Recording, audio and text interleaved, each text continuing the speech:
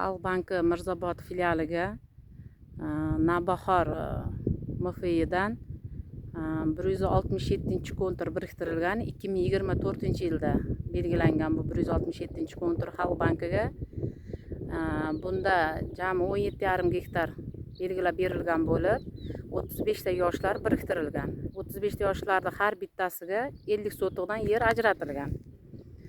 Ushbu 17,5 gektarda jami 396 tonna hosil olishi belgilangan bo'lib, shunda 1 gektariga 22,5 tonnadan to'g'ri keladi. O'rtacha narxini 3000 so'mdan hisoblanganda jami 396 tonna hosil olishi rejalashtirilgan. Bugungi kunda mana shu 35 ta yoshlar bilan birgalikda shu ishlar olib borilmoqda. Zamonaviy uslubda mana shu